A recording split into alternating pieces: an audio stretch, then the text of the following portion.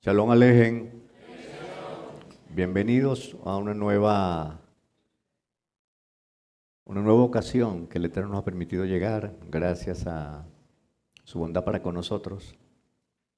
Debido a que estamos en el mes de Lul, ya corriendo rumbo a Rosh Hashanah, el Año Nuevo Judío, luego Yom Kippur y Sukkot, he tomado la decisión de suspender por un rato las conferencias sobre las parábolas del Mesías y después las retomaremos más adelante después de Sukkot para ponernos en sintonía con los tiempos en que estamos y con los que vienen, ¿no? Que son tiempos de introspección, tiempo de acercarnos al Eterno y sobre todo que viene el Año Nuevo Judío, que vamos a tener la oportunidad para disfrutarlo y ponernos a contarnos no las cosas que no recibimos, sino todas las cosas buenas que nos han dado, y eso es lo que importa. Porque recuerden que cuando decimos en el Sidur, bendito eres tú Adonai, que me has provisto para toda necesidad, y cuando uno abre la nevera o mira la cuenta bancaria, parece que la cosa no es así. Pero no, es que estás mirando mal las cosas. Cuando dice, no has provisto para toda la necesidad, lo que quiere decir que todo lo que Él cree que nosotros necesitamos, para eso ha provisto. Así que agradecemos al Eterno por todo eso. Y lo demás es lo de menos y vendrá a su debido tiempo. Eso es la idea. Entonces, ¿qué quiero comenzar ahora? Yo quiero empezar una serie de enseñanzas un poco más didácticas a- acerca de temas importantísimos como son la redención, la expiación, lo que es el significado del sonido del chofar, el de ayuno y Yom Kippur, son temas buenísimos, pero al mismo tiempo profundos, ¿no? Entonces vamos a ir colocándole digamos, la alfombra para eso, cuando estudiemos esas nociones hebreas podamos estudiarlas en su contexto, ¿no? Y no sabemos que no es redención, sino Geulá, no es expiación, sino Kiper, y así por el estilo. Entonces, es decir, enfocarnos en la Torá y qué podemos sacar, las lecciones que podemos sacar de ella. De eso se trata. Quiero empezar con la lección que inauguré el diplomado de la Yeshiva Rabban Gamaliel hace un poco más de un año atrás, porque nos pone justamente el piso, los principios básicos para entender las cosas que vamos a estudiar un poco más adelante. Estando en Israel, en la ciudad de Bnei Brak, en casa de mis grandes amigos,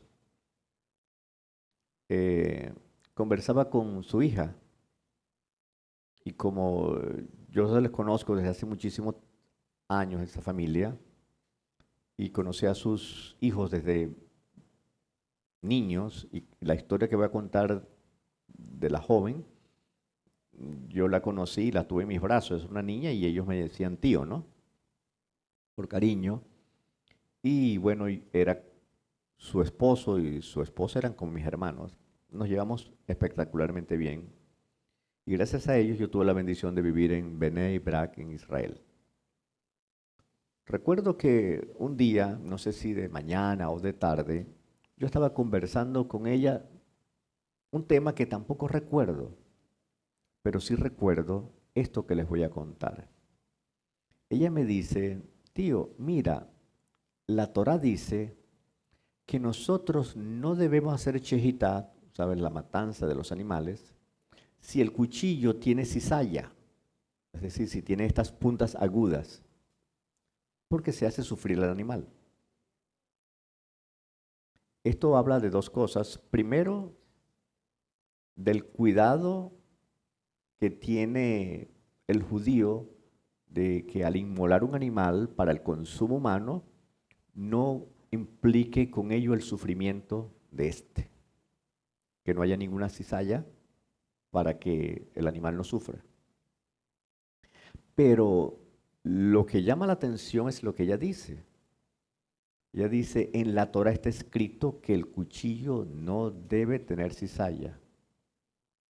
Cuando uno examina la Torah desde Génesis hasta el libro de Devarim, eso no aparece en la Torah.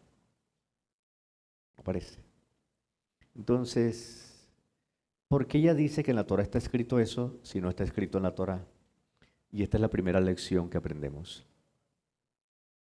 En la cultura judía, cuando hablamos de Torah, hablamos de dos Torah. La Torah que está escrita y la Torah que viene por tradición oral. En otras palabras, a partir de este momento voy a enseñar qué es la Torah, cómo está compuesta, para qué sirve y cuáles son sus funciones. Entonces, tenemos entonces dos Torah. La Torah Sheviktá y la Torah Shevalpé. Ambas son necesarias porque la Torah está escrita, pero la Torah oral, que es la que viene por tradición y que fue compilada por escrito por primera vez en la Mishnah y luego se extendió en el Talmud, la Gemara es el comentario, la Mishnah que hace el Talmud, podemos nosotros entender las escrituras. Quien no apele a la Torah oral es por ignorancia, por prejuicio, pero se pierde la riqueza de una cultura milenaria judía que ha tenido por más de 3000 años la Torah. Pablo dice, ¿qué ventaja tiene pues el judío? Que el Eterno le entregó a su palabra. Es la ventaja que tenemos por sobre todos los pueblos. Entonces, y junto con la Torah escrita, que en el monte Sinaí también se nos dio la Torah oral, que es la que nos ayuda a interpretar, y como otras veces he enseñado, es el puente entre lo que está escrito y la vida diaria. La Shejitá es un buen ejemplo de eso. Entonces, por tradición oral, sabemos que el cuchillo tiene que ser completamente liso, amolado. ¿Okay? Y aparte de eso, que el animal tiene que estar en reposo y hacer una oración y entonces proceder a inmolarlo. Es decir, todo un arte, toda una cultura envuelto en la matanza de un animal que vamos a comer. Otras culturas no hacen eso. Ustedes saben cómo tratan los animales. Lo importante es comer. El objetivo es comer. No, el proceso también es importante. ¿Okay? Porque es una bendición del Eterno. Entonces, es para que vamos apreciando, o yo creo que ya muchos lo han hecho, el valor que tiene la Torah oral para vivir la vida. No podemos entender la Torah, dice guardar el Shabbat, pero no dice cómo. También dice que debemos ayunar en Yom Kippur. Pero cuando viene y coincide con Shabbat, ¿qué vamos a hacer? Shabbat es alegría y comida, ayuno es aflicción, Yom Kippur es ayuno y aflicción. ¿Y entonces qué hacemos? La Torah oral nos da una respuesta para eso. Es decir, la Torah viene a darnos respuestas a muchas cosas de la Escritura. Y esto tiene que ver muchísimo con lo que dijo aquella mujer samaritana en conversación con el Mesías. Ella le dijo a él, después de tener una conversación que ella la impactó, dijo, yo sé que cuando el Mesías venga, nos aclarará todas las cosas. Ese es el punto. Entonces, ¿por qué? Porque hay algunas cosas que se entienden, otras se entienden a medias y otras, francamente, no se entienden. Entre ellos, los famosos Hukim y algunos episodios enigmáticos que tenemos en las Escrituras. El Mesías vino a ser parte de esa aclaratoria y enseñarla.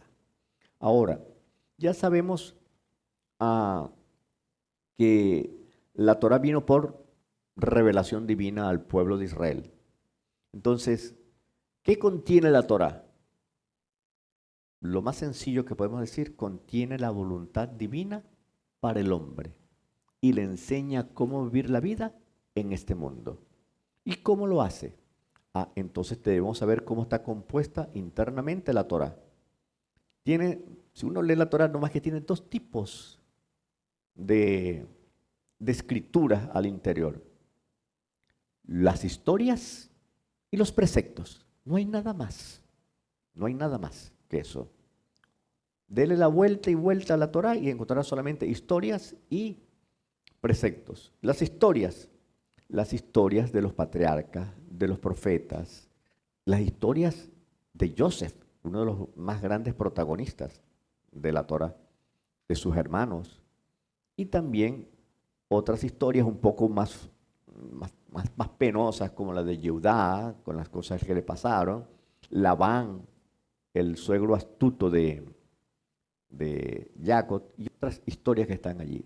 Entonces, esas historias, ¿para qué fueron puestos allí? Ah, ya lo vamos a explicar.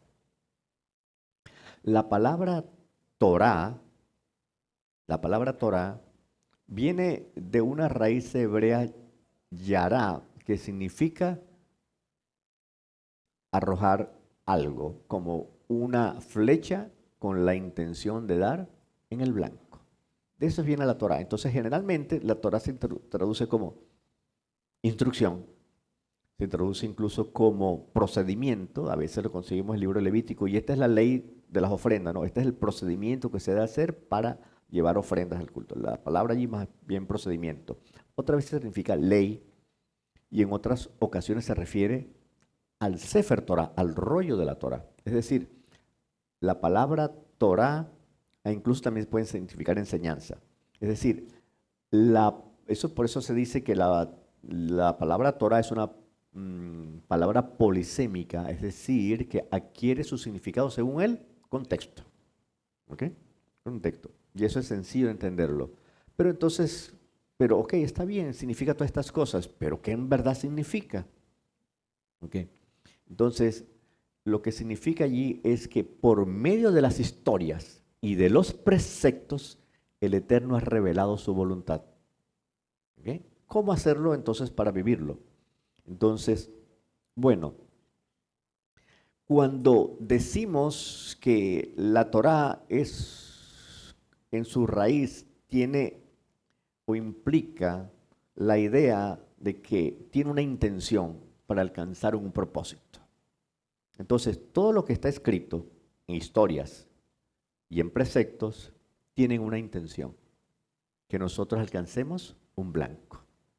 Entonces, la Torá, las instrucciones imparten ¿qué? Dirección, como el arquero, ¿ok? Que debe ser lo suficientemente diestro para apuntar al blanco y tener la suficiente fuerza para lanzar la flecha. Entonces, incluye entonces una intencionalidad, incluye también dar una dirección con el objetivo de alcanzar un blanco, un propósito. Entonces, allí tenemos unos elementos que configuran una concepción de la Torah mucho más profunda que decir simplemente es una instrucción. Simplemente es la revelación divina con la intención de impartirle al hombre una dirección y un sentido en la vida, si queremos decirlo así en lenguaje abstracto. Entonces, ¿cómo es la gente que no tiene Torah? Es como si vemos un arquero lanzando flecha por todas partes. ¿Okay? Lanzando flecha por todas partes. Esto es importante que se sepa porque cuando vamos a hablar un término mucho más adelante, pero me voy a referirlo ahora porque es importante en el contexto de lo que estoy hablando.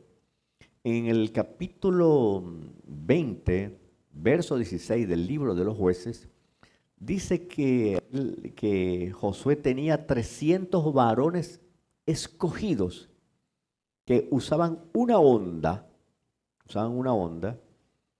y no erraban. ¿Ok? No erraban. La palabra allí, errar, es hatá. ¿Ok? Entonces, hatá significa errar el blanco. ¿Y qué significa Torah? Significa la revelación divina para que nosotros demos en el blanco, en el propósito.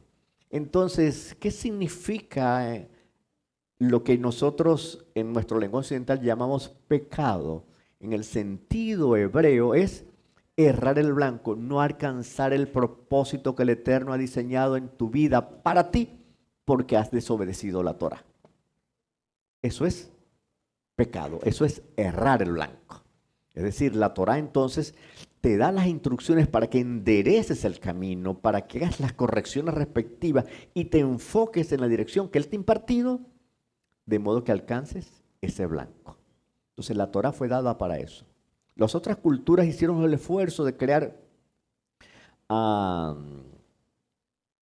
¿cómo te diría ya? Una ética, un conjunto de normas para que rigieran la sociedad. Hicieron sus mejores esfuerzos, desde los griegos hasta el día de hoy. Entonces, ninguna sociedad puede vivir sin leyes, porque eso es lo que establece orden. Pero lo hacen por conveniencia, porque saben que ayudándose unos con otros, le va bien a uno. ¿Ok? Entonces, respetamos las leyes no porque queremos respetarlas, porque nos conviene en el marco de las cosas en que hemos hecho un consenso o un contrato social, como se le llama a veces, para una coexistencia pacífica y que podamos prosperar. Quien deje de cooperar sale del sistema y entonces o lo puede dañar. Pero nosotros no lo hacemos por conveniencia.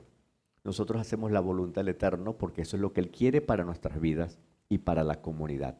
Entonces, porque estamos vinculados a Él por un pacto. Esa es la idea. Entonces, la Torá viene a ser nuestro manual de vida. Por eso dice, acerca de la mitzvot, vivirás por ella. Muy bien. Ahora, entendiendo que la Torá imparte dirección para darnos un sentido a nuestra vida, para alcanzar nuestras metas, para alcanzar nuestros objetivos, incluso para alcanzar el mundo venidero, que es la meta final, después de atravesar todo este desierto en el que estamos. Entonces, se reparte en historias y preceptos. Las historias tienen algunos aspectos negativos, eventos sórdidos, como Lot y sus hijas, por ejemplo, y también historias inspiradoras de hombres que dieron la vida y mujeres que arriesgaron también la suya por mantenerse al lado de la Torá, como las parteras hebreas. Tenemos ejemplos de ambos lados. Entonces, pero, ¿qué significa esto, esas historias? ¿Para qué están allí? El apóstol Pablo en el capítulo 10 del 1 Corintios, en el verso 11, dice que todas esas cosas se escribieron allí, no para que fueran como libros de historia como los otros libros de historia, sino para enseñarnos a nosotros, ¿ok? Para que al ver sus errores, nosotros no los cometamos, ¿ok? Cuando veas las barbas de tu vecino arder, echa las tuyas a remojar. Ya sabes lo que le pasó a Judá por salirse de la cobertura y salirse de la familia. Ya sabes lo que hicimos, lo que hizo Labán y Bilán por codicia. Entonces, ve esos ejemplos que están allí, no solo es para mostrarnos cuán bajo cayeron o cuán lejos se desviaron del propósito, sino para mostrarnos a nosotros que nosotros no debemos caer allí. Y otras historias como las parteras hebreas, como las de Abraham Avinu, como lo del propio Moshe y Jacob, nos muestran eventos que son inspiradores, son modelos de vida. Sara, Rica y también Lea son mujeres y modelos de vida para cada una de las mujeres que están acá. Entonces ellas pueden inspirarlas a través de sus acciones. Cuando Abraham Avinu le dijo a su esposa, hazme el Gesed, no el favor, el Gesed, es decir, arriesga tu vida, de decir que eres mi hermana, porque me voy a meter en problemas con esta gente que no respeta nada. Pero si dicen que eres mi hermana, a lo mejor puedo tratar de gastar el tiempo negociando con ellos cuánto me van a pagar de dote, y así para cubrirse las espaldas. ¿Okay? Entonces ella le pudo haber dicho, vos lo que estáis es loco, como dicen los maracuchos, ¿no? Ay, mi alma, lo que me has pedido. ¿Ok? Qué bárbaro de esposo me he ganado yo, que arriesgue mi vida por ti. Y lo hizo. Lo hizo. Entonces, una mujer debe estar dispuesta a todo por el hombre que ama y que la protege a ella y la ama tal cual como la ama a ella. ¿Ok? Entonces, eso hizo Sara y eso es inspirador. Cuando el esposo esté mal, la mujer tiene que estar bien para ayudarlo. ¿Ok? Abraham estaba en una situación crítica, me van a matar, me pueden matar. Si lo matan a él, el matrimonio se viene abajo y no solo él viene abajo, se viene abajo también en las promesas que le habían dado. Así que había mucho en juego. Y Sara no dudó ni un momento en decir que era su esposa. Y eso le valió el enorme mérito que cuando fue raptada al harén del faraón, Allí cuando el faraón trató de acercarse a ella, ella lo paró en seco. Yo soy mujer casada. Eso es un ejemplo para las mujeres. También, poner que los límites. Tú no puedes pasar de aquí porque yo soy una mujer casada. Entonces, eso es inspirador. Entonces, esas historias están para inspirar a las mujeres y para inspirarnos también a nosotros, los hombres, como la petición que le hizo Abraham a Vino. Eso es la locura total. Yo no sé qué hubiese hecho yo. Lo más probable es que no lo hubiera hecho. ¿Ok? Dice, no, me estoy confundido. ¿Ok? En fin, para eso están. Pero no solo podemos aprender de las historias como modelos de vida para imitarlos. Entonces, pero el Eterno dice, eso no es suficiente. Tengo que decirle algunas cosas que deben hacerla. Y entonces están los misbot, o sea, que son los preceptos sencillos de entender, honrar padre y madre, no mentir, no robar, no adulterar, etcétera. Y están también los mishpatim, que son las leyes civiles que regulan la coexistencia pacífica de la sociedad israelita.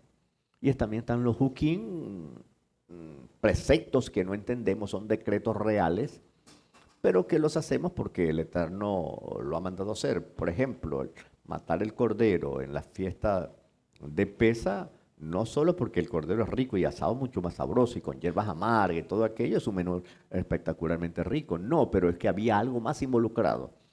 Porque por medio de la sangre del cordero, que es untada en las puertas, el ángel exterminador vendría y pasaría de alto, por alto. Casi 2000 años después es que viene el Mesías y explica, decodifica los símbolos hebreos y se representa como el Cordero de Dios que quita el pecado del mundo. Parte el pan diciendo, este es mi cuerpo, y muestra las copas de vino diciendo, esta es mi sangre por la cual es derramada. Entonces ahí vemos entonces que se ha desellado, por así decirlo, el decreto real, como abrir un sello, en este caso el sello de la revelación profética del Mesías. Ahí está. Entonces, no se entendió,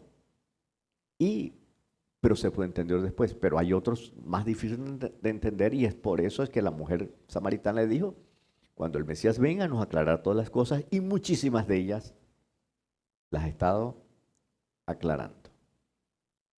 Al decir esto, quiero añadir que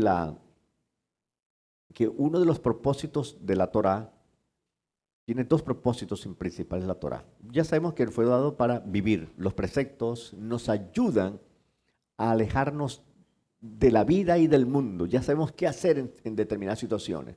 La Torá oral nos ayuda en eso. ¿Por qué? Porque si alguien está enfermo y es Shabbat, no tenemos que esperar que termine el Shabbat. Se muere la persona. No, el Shabbat puede ser suspendido por causa de la vida. Hay principios. Entonces eso es lo que se llama la letra de la Torá y el espíritu de la Torá. El espíritu de la Torá revela la intención del que legisla, del que la dio. Y en este caso, el propósito de la Torá siempre es preservar la vida. La letra puede decir guarda el Shabbat, pero el espíritu es la vida. De igual modo, cuando las escrituras señalan que el pan de los sacerdotes solo deben comer los Cohen, los que por descendencia les pertenece, pero cuando llegó David y sus soldados, muertos de hambre, llegaron al templo y dijeron, no tenemos nada, lo único que tenemos son los panes de la presencia, y se los dieron.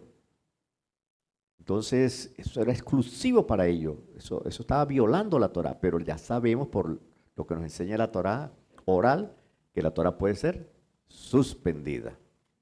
Y allí entendemos ahora cómo vivir la vida y vivirla con equilibrio, porque la letra mata, dice 2 Corintios 3:6, pero dice el espíritu da vida. Cuando dice el espíritu no se refiere a la Ruach HaKodesh, se refiere al espíritu de la Torah. Como aquella explicación que dio Yeshua, eso estaba en 2 Corintios 3:6. La otra cita que les voy a citar está en Mateo capítulo 23, en la discusión que tiene Yeshua con un grupo de fariseos, que en su afán de hacer bien las cosas, descuidaban cosas importantes. Entonces, diezmaban el eneldo, la comina, ¿cómo se llama? La menta Ajá, el eneldo, la menta y el comino. Eran minuciosos en eso, pero descuidaban la misericordia, descuidaban la justicia y descuidaban la fe. Es decir, esto es importante hacerlo sin dejar de hacer lo otro. O sea, preocúpate por la letra de la Torah, está bien, pero no dejes atrás eso porque te vas a convertir en el hijo mayor de la parábola del hijo pródigo, que hace las cosas bien, pero porque hay que hacerlas bien, pero no porque yo tengo intención de hacerlas y no tengo el espíritu de la alegría que le debería acompañar. Entonces, esas cosas hay que entenderlas porque hay discusiones en Romanos que no se entienden porque está en un contexto totalmente hebreo. Ahora, el Mesías aclara eso. Entonces, ahora viene otra aclaratoria del Mesías. Entonces, quiero usar mucho el Nuevo Testamento para eso. En el libro de Mateo hay una discusión que tiene que ver con la parashá de esta semana. En la parashá de esta semana, en el capítulo 24, hay una norma con respecto al matrimonio y al divorcio. También la Torá llega a legislar allí, dice, cuando un hombre tomare una mujer y la desposare, y sucediere que no halló gracia en sus ojos, porque encontró en ella algo que dice indecente, otras traducciones dice reprochable, entonces le escribirá un acta de divorcio. Este es el contexto, mejor dicho, este es el texto de aquella discusión talmúdica que una vez le conté que había un grupo de rabinos discutiendo si la mujer me da una sopa fría, ¿me puedo divorciar de ella? Dijeron sí. Y si me sirve una sopa excesivamente caliente, ¿me puedo divorciar de ella? También. Y si no me gusta porque conseguí una muchacha más bonita que ella, ¿la puedo dejar y divorciarme? También que sí. Es decir, por cualquier cosa que haga la mujer, aquí está tu carta de divorcio. A Yeshua le hicieron esa pregunta. ¿Okay? Eso está en el capítulo 10 del libro de Marcos. Allí se encuentra Yeshua con un grupo de fariseos. Mira, Moshe nos mandó a dar carta de divorcio a las esposas. Le preguntaron para saber qué decía él, ¿no? Y la Torah dice que es por cualquier cosa, ¿ok? Porque en hebreo dice por una conducta reprochable, porque cualquiera puede juzgar que reprochable es servir un plato de comida fría o caliente. Ya eso es tomado en cuenta. La escuela de Gilel en aquellos tiempos legislaba así, que si una mujer hacía cualquier cosa que molestara a un hombre, listo, estás despedida. ¿Ok? Te doy tu carta de divorcio. Pero no es así. Entonces le preguntaron a Yeshua. Le preguntaron a Yeshua. Ajá, ¿y qué dices tú? Dice, primero, si el Eterno por medio de Moshe mandó a hacer carta de divorcio, es porque el corazón humano es muy duro. ¿Ok? Es muy duro. Pero al principio no era así. Antes había armonía entre el hombre y la mujer, pero las cosas se dañaron en el camino y todo ya dejó de ser perfecto. Hay sus deficiencias, como en todo matrimonio. Pero no puedes, eso es lo que estaba diciendo Yeshua después, no puedes darle carta de divorcio a una mujer por capricho tuyo que te moleste en esto o en aquello. La única razón por la cual tú debes despedir a una mujer en divorcio es porque te haya sido infiel, no por nada más. Entonces, en ese sentido, él está apoyando la escuela de Shammai. No significa que él pertenece a esa escuela, sino que juzgó que esa era la interpretación. Eso era bueno porque le quitaba de la mano o de la boca a la gente que podía actuar violentamente contra su esposa. Por lo que sea, me caes mal, te doy una carta de divorcio. Y no es así. Entonces, eso estaba para proteger a la mujer. El caso extremo. Pero la cosa reprochable que dice acá Yeshua lo interpreta él en el sentido de las relaciones, la violación del pacto matrimonial. Pero va más allá, porque la palabra griega allí es porneia, donde viene la palabra pornografía. Entonces significa allí más bien que por cualquier tipo de inmoralidad sexual, no necesariamente el adulterio, como pronuncian muchas o traducen muchas versiones bíblicas. Y este es un problema, porque mucha gente tiene problemas en los matrimonios, porque los hay, problemas hay en todos los matrimonios, pues. Los hemos vivido todos.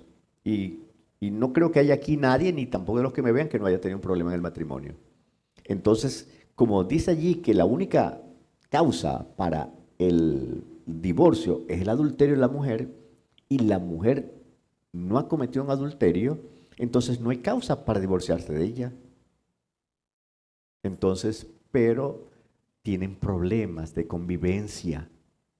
El uno no quiere al otro, no soporta el carácter. Cuando dice y la aborrece, significa en hebreo no la aguanto más. En hebreo eso es lo que significa, no la aguanto más, no me la calo. ¿Ok? Por eso Pablo después dice en Romanos que hay que vivir pacíficamente lo que puedas, tratar de conciliar. A paz se los ha llamado el Eterno, pero si no se puede, dice Pablo, no se puede. Pero hay que hacer el esfuerzo. Entonces, cuando no hay la convivencia, no se puede mantener una relación matrimonial. ¿Okay? Entonces, cuando eso es así, entonces, y eso tienen que entenderlo el mundo cristiano, porque tienen atados a hombres, mejor dicho, tienen atados muchos hombres a mujeres porque no la quiere. Hay un caso en el Talmud que cuenta eso. El marido se va a quejar ante los rabinos. Vengo a quejarme. ¿Qué quiere? Mi esposa no quiere estar más conmigo. O sea, le negó el deber conyugal. Dice, bueno, eso está grave. Eso se le llama a la mujer rebelde. Vamos a hablar con ella. Hablamos con ella. Le dice la mujer, mira, tu marido nos dijo esto, es verdad, es verdad. ¿Y por qué? Porque no lo quiero. Entonces, tienes razón. Entonces, para que ustedes vean la amplitud que tienen los rabinos, si la mujer ya no lo ama, si la mujer está al servicio de él, simplemente porque cumple con sus deberes de esposa, pero ya no lo siente en su corazón, es lamentable que pase eso. Es duro que pase eso. Y supuestamente el varón debe sentirse también atribulado porque la mujer no lo ama, pero no la puedes apresar por un documento matrimonial. No la puedes apresar. Esa mujer tiene que ser declarada libre. Y eso es lo que no entiende el mundo cristiano. Yo estuve una vez en algún país por allí que visité y una persona se me acercó y me preguntó ese caso. Mi esposa y yo nos separamos. Ella no adulteró, ni yo tampoco. Pero mi pastor me dice que yo no me puedo casar porque me interesa alguien de la congregación, no me puedo casar con ella porque tengo que esperar que ella se case, que adultere ella si quiere. Pero una vez que ella falle y se case, entonces tú quedas libre para casarte. Ese muchacho tenía 10 años esperando que la mujer se casara. No puede ser. Entonces eso es producto de una mala traducción del griego que supuestamente conocen. Entonces, y están siguiendo porque así dice la palabra, adulterio. Bueno, entonces, con esto quiero decirle que Yeshua habló claro, solo que la gente no entiende y cuando traducen, lo traducen de acuerdo a sus conveniencias. Saben que ahí no va la palabra adulterio. Eso tiene su propia palabra en griego. Es una palabra general para decir cualquier cosa indebida, pues que haga la mujer. ¿Okay? Pero el hombre no tiene autoridad así para sacársela de encima. ¿Okay? Pero la mujer sí tiene. Si no lo quiero, no puedo seguir con él. Y punto. Entonces, allí está legislando la palabra. Entonces, por eso que es importante la Torah oral, porque la Torah oral nos ayuda a entender la palabra y nos ayuda a vivirla, que es lo que queremos nosotros. Nosotros no queremos ser exégetas. Todos no lo podemos ser, estudiar todo el tiempo la Torah. Lo que queremos en última es vivirla y vivirla bien, con significado. ¿Okay? Ahora, y eso es justamente lo que vino a hacer Yeshua. Yeshua dice en el capítulo 5, verso 17, el libro de Mateo, que no penséis que he venido a abrogar la ley o los profetas, o la Torá o los profetas, porque tal vez había alguien o algunos que estaban inquietos por los mensajes de Yeshua. No, no vengo a hacer eso. Vengo a cumplirla. Pero el problema está en la palabra cumplir. ¿Qué significa cumplir? ¿Cumplir año o cumplir yendo a un funeral? ¿Ok? O cumplir una promesa. Ese es el problema de las palabras españolas. Pero la palabra griega que está detrás de la palabra cumplir ayuda a entenderlo.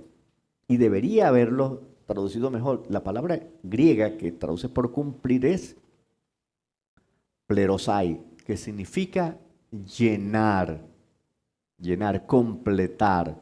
Es decir, la Torah fue dada, pero muchas cosas no se entienden. Yo vengo, dice Yeshua el Mesías, a darle la correcta interpretación a la Torah para que la vivan. Por eso él decía, para que tengan vida y la tengan en abundancia. De eso se trata. Entonces, la palabra allí viene detrás de una palabra que está en hebreo, en el capítulo 2, verso 3 de Génesis. Allí encontramos que dice que cuando el Eterno creó los cielos y la tierra, y también hizo el Shabbat, y descansó, y dejó todas esas cosas, dice, para hacer. Si usted lee en hebreo, hay un problema de sintaxis. Se los voy a leer en español para que ustedes vean cómo ya uno puede captar el problema.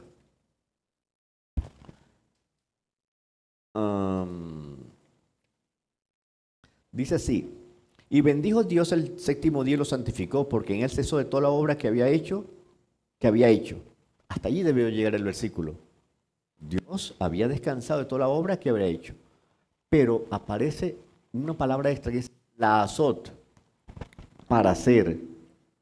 Entonces, miren todos los brincos que dan las traducciones, porque no hayan cómo cuadrar en la sintaxis.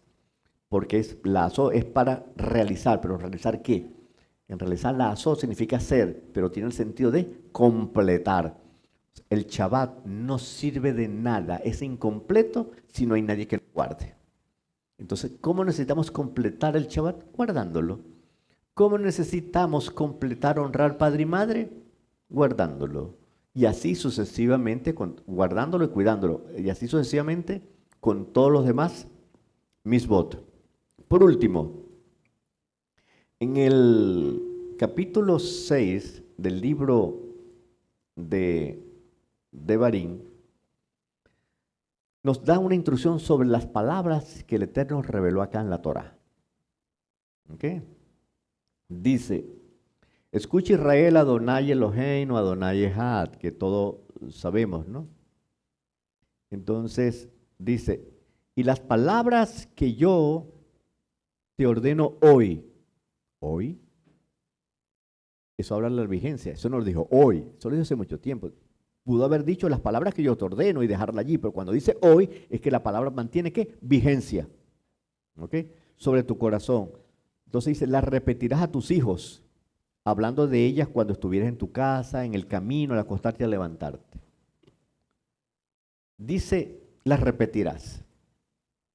La palabra hebrea que está allí es chanán y tiene que ver con algo concreto. Es como agarrar un cuchillo y con una piedra afilarlo.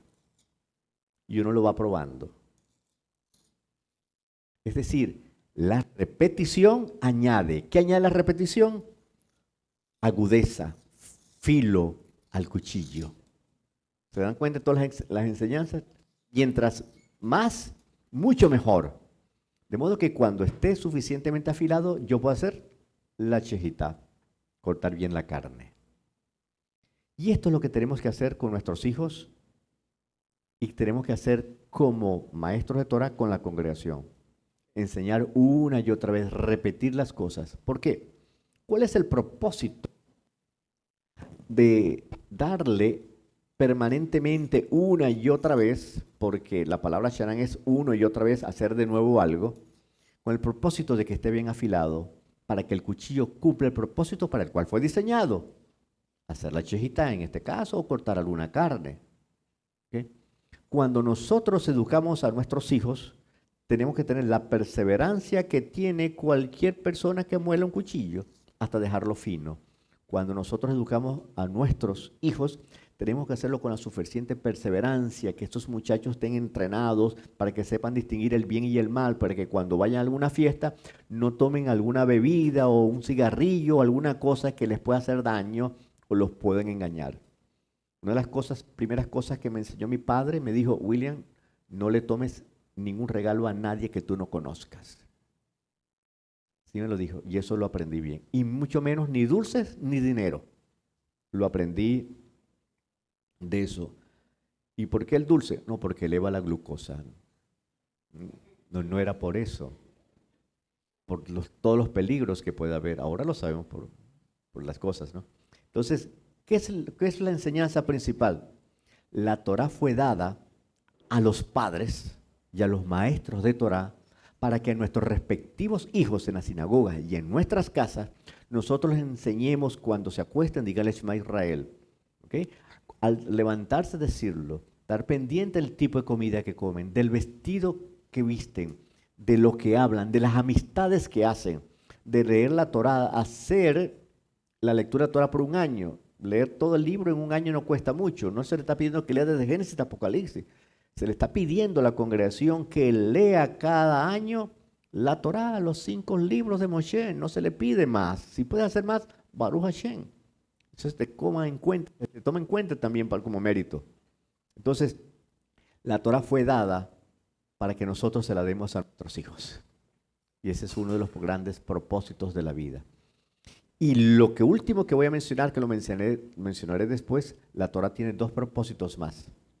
Uno lo dice en Romanos 2:20. El propósito de la Torá es mostrar el pecado. Y lo otro en Romanos 10:4, que el propósito de la Torá es el Mesías, revelar al Mesías. Es decir, el propósito de la Torá es mostrarnos la condición de pecado en la que estamos, lo que hemos fallado, cuánto nos hemos desviado de la voluntad divina, del blanco al cual nos señaló desde el principio. Pero también la Torá tiene otro propósito, de mostrarnos aquel que nos saca de esta situación. Bendito sea el Eterno. Entonces, la Torá está lista para nosotros.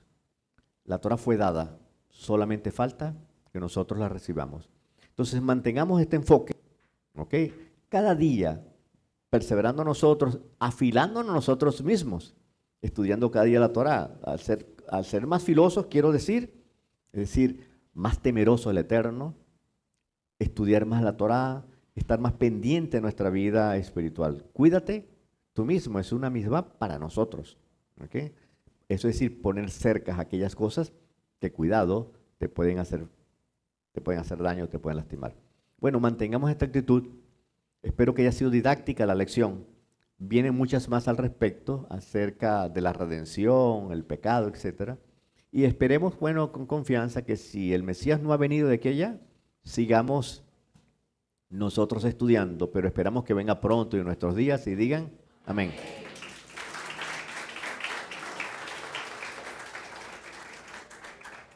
Si se pudo entender